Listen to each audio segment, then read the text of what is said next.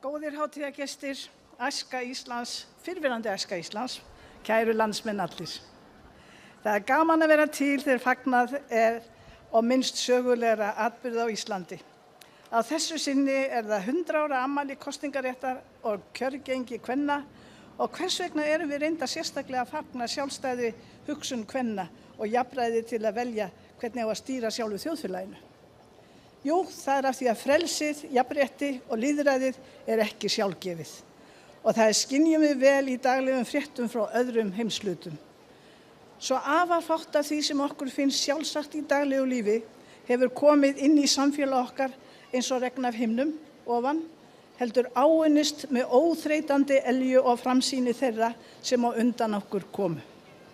Þessi dagur, 19. júní, þegar konur fengu kosningarétt á Íslandi fyrir 100 árum, minningardagur okkar allra, karla sem kvenna, yngri sem eldri, táknrænn fyrir þjóðarhag. Hann mun standa sem fyrirmynd í hugum ótal þjóða út í heimi, þegar af honum fréttist heimsbyggðina, fyrirmynd jafnrétti kvenna og karla til að kjósa sér þjóðfélagsskipan og landstjórn.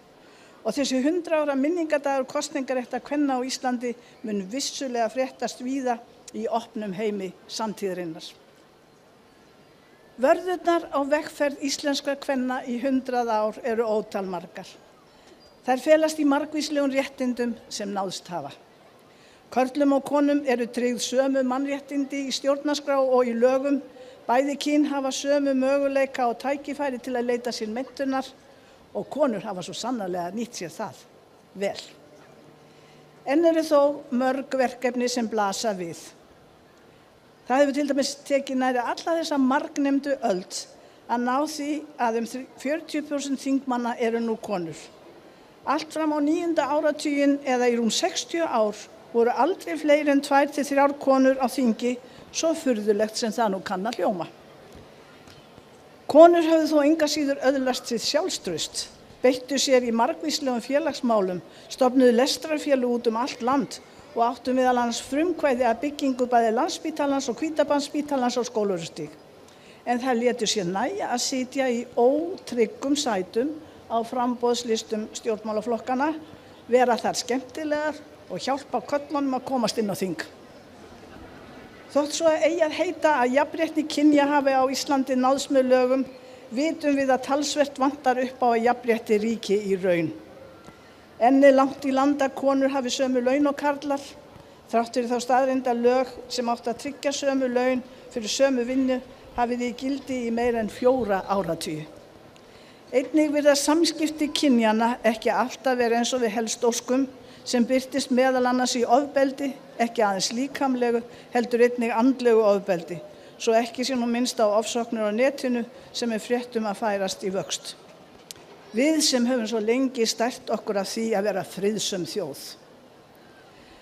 Á þessum hátíðisdegi sem jafnréttisdagur okkar allra, þykir mér sérstaklega vænt að fá að beina orðum til ykkar unga fólk, kynslóðina sem taki við stjórn og mótun samfélagsins á næstu árum og áratugum.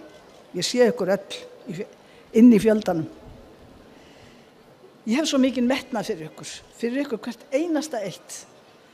Það verður ykkar verkefni að gera að heilsteyptum veruleika það samfélag sem stjórnarskráin okkar kveður á en djúpstæðar hefðir hefur tafið framgang í þeim málum. Það kemur í ykkar hlut að byggja samfélag sem frelsið og mannréttindi, þar sem frelsið og mannréttindin sem okkur hafa verið tryggð gildi fyrir alla, konur og karla, unga sem eldri. Við erum fámenn þjóð í stóru landi og við eigum 2 fágæta dýrmæti djást sem okkur eru falin til verndar. Það náttúra Íslands og þjóðtungan okkar, íslenskan. Enginn getur tekið þessi djást frá okkur nema við sjálf. Þess vegna fæ ég aldrei nógu oft hvatt ykkur unga fólki í landinu til að gleyma aldrei að varðveita og vernda þessi djást, sem bæði eru þess eðlis að ef þau eru einu sinni glötuð, þá verða þau ekki endurheimt.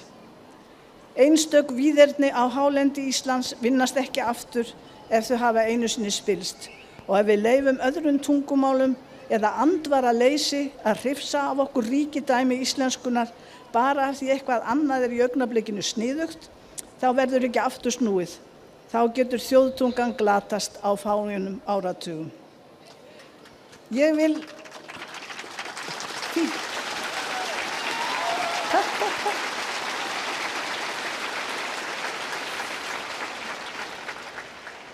Ég vil því á þessum merka afmælisdegi grundvallar mannréttinda biðja ykkur æskufól að gleyma því aldrei að standa vörð landið og tunguna. Ég vil líka minna okkur á að frelsið og jöfnuðurinn sem okkur tryggður í stjórnarskráni hvort sjálfgefið. Það búi ekki allar þjóðir við það lán að vera tryggð mannréttindi með sama hætti og okkur Íslendingum. Á þessum degi þurfum við að heita okkur því að rækta mannréttindin sem lýðræði hefur fært okkur í stjórnarskráni og þau mannréttindi sem löggjafinn hefur tryggt okkur með margvíslegum lagasetningum.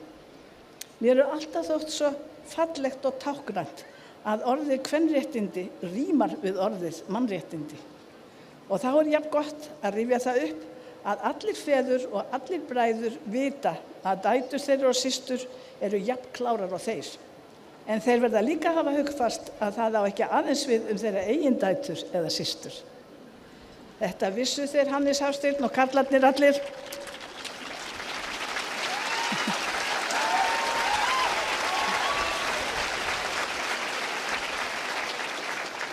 Þetta vissu þeir Hannes Hafsteinn og karlarnir allir sem samþykktu lög kosningarétt kvenna fyrir einni öld og þetta auðvitað allir hugsandi karlar, ekki síður í dag en fyrir 100 árum. Á þessum degi, þegar við minnumst 100 ára afmælis kosningaréttar kvenna, gott og ekki síður afar mikilvægt að hlakka til framtíðarinnar. Að vita að aldir hefur verið sagt á Íslandi að öll él birtu upp síðir. Að setja okkur að vinna að því að horfa til hennar björtum augum. Svartsýnin dregur úr okkur þrek, bjartsýni eykur okkur kjark. Og að vita að í framtíðinni felast ekki aðeins loforð, heldur líka efndir. Annars hefðu konur aldrei fengið kosningarétt á Íslandi. Hjartanlega til hamingju með daginn.